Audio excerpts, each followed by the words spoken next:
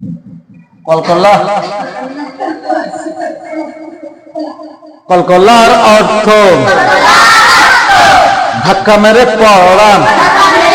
কলকল্লার অর্থ ধাক্কা দিয়ে পড়া। কক্তবা জিন্দাল কক্তবা জিন্দাল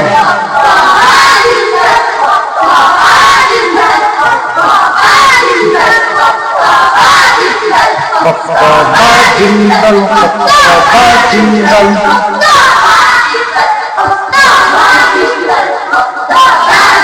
কক্তবা জিন্দাল কক্তবা জিন্দাল কক্তবা জিন্দাল কক্তবা জিন্দাল কক্তবা জিন্দাল। এই 5 হরফের জজম হলে ওগুলো করে পড়তে হয়, ধাক্কা মেরে পড়তে হয়, ধাক্কা মেরে পড়তে হয়, ধাক্কা দিয়ে পড়তে হয়। এই 5 হরফের জজম হলে ধাক্কা দিয়ে পড়তে হয়। বাকি 23 হরফ, বাকি 23 হরফ কলকল্লা হয় না। বাকি 23 হরফ কলকল্লা হয় না। কি কি? কক্তবা জিন্দাল কক্তবা জিন্দাল। এই 5 হরফের জজম হলে কলকল্লা করে পড়তে হয়। বাকি 23 হরফ কলকল্লা হয় না। কি কি?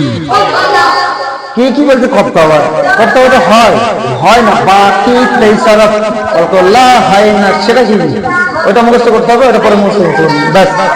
আচ্ছা শুনুন, কফের জজম কলকল্লা, তয় জজম কলকল্লা, বায়ে জজম কলকল্লা, জিমে জজম কলকল্লা, দালে জজম কলকল্লা, হামজা কফে জবর আ ক হয় কেন? কফে জজম কলকল্লা, হামজা ত জবর আ ক এগুলো হয় কেন? তয় জজম কলকল্লা, হামজা বা জবর আব, বায়ে জজম কলকল্লা, হামজা জবর আজ এগুলো হয় কেন? হামজা দাল জবর আব এগুলো হয়। দালে জজম কলকল্লা,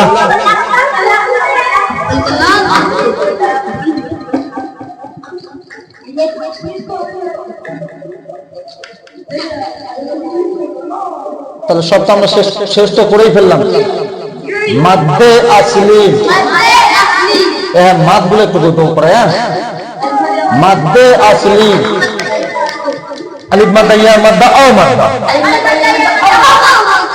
আলিফ মাদ্দা ইয়া মাদ্দা ও মাদ্দা।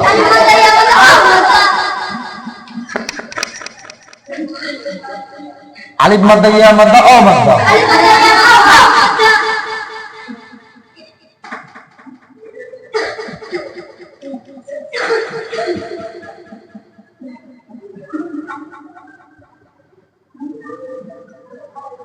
মাদ্দে তাবাঈ, জবরের বাম পাশে খাড়ি আলিফ, জবরের বাম পাশে খাড়ি আলিফ, জবরের বাম পাশে খাড়ি আলিফ, জেরের বাম পাশে জজম ইয়া, পেশের বাম পাশে জজম ওয়া। এটাকে আলিফ মাদ্দা ইয়া মাদ্দা ও মাদ্দা। হ্যাঁ, মাদ্দে আসলি, আলিফ মাদ্দা ইয়া মাদ্দা ও মাদ্দা, 3 মাদ্দার পরে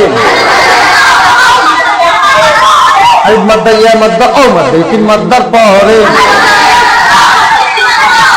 হামজা সাকিন না আসলে, হামজা সাকিন না আসলে একাল পরিমাণ টেনে পড়তে হবে। তাহলে এইটা সাকিন আর এইটা হামজা, হামজা সাকিন না আসলে একাল পরিমাণ টেনে পড়তে হবে। একে মাদ্দে আসলি বলে। তারপর কি আছে? আরজি অক্ষি, আলিফ মাদ্দা ইয়া মাদ্দা ও মাদ্দা, 3 মাদ্দার পরে আলিফ মাদ্দা ইয়া মাদ্দা ও মাদ্দা, 3 মাদ্দার পরে সাকিন করিলে, সাকিন হাসিলেন সেকেন্ড করিলেন দুই থেকে চার আলিফ পরিমাণ টেনে পড়তে হবে একে মাদ্দে আরজি ওয়াক্ফি বলেন যেমন রহিম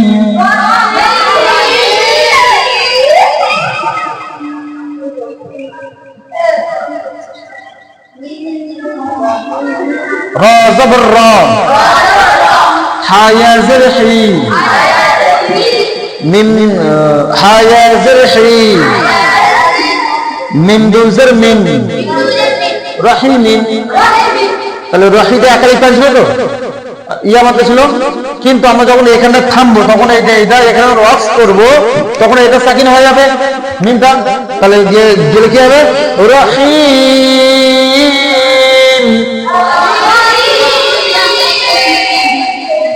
বিসমিল্লাহির রহমানির রহিম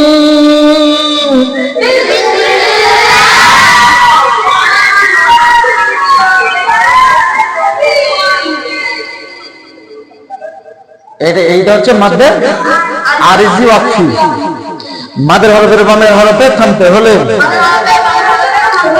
মাদের হরফের বামের হরফে থামতে হলে সাকিন করে একাধিক সাকিন করে চারালি পরিমাণ পর্যন্ত টেনে পড়তে হবে একে মাদ্দে আরজি ওয়াক্ফি বলে समझो हो गया इसके बाद देखो घुरबे लिंक करो লিনের হরফ কয়টি লিনের হরফ কয়টি লিনের হরফ কয়টি লিনের হরফ কয়টি বাও জবর বাও বায়া জবর বাই বাউ বাই বাউ বাই বাউ বাই বাউ বাই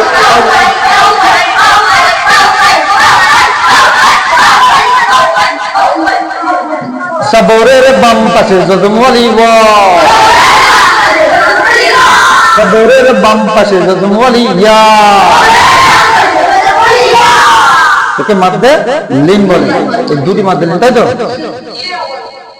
হুরফে লিনের পরে লিনের হরফের বামের হরফে থামতে হলে লিনের হরফের বামের হরফে থামতে হলে একালি পরিমাণ টেনে পড়তে হবে এই লিনের হরফের কোনো টান নেই ঠিক আছে কিন্তু যখন আমরা ওখানে ওয়াক্ফ করবো দাঁড়াবো তখন একালি পরিমাণ টেনে পড়বো একে আমরা বলবো মাদ্দে লিন মাদ্দে লিন তো যেমন দেখো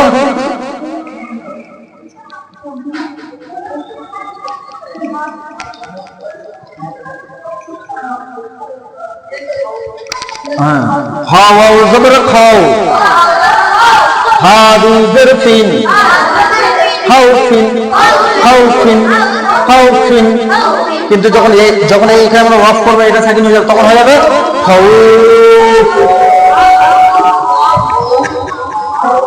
समझो हो गया बस তাহলে এই পর্যন্ত থাক তো সবাই বুঝতে পারলে জবরের বাম পাশে খালি আলিফ জবরের বাম পাশে খালি আলিফ জেরের বাম পাশে জজম ওয়ালি ইয়া পেশের বাম পাশে জজম ওয়ালা ওয়াও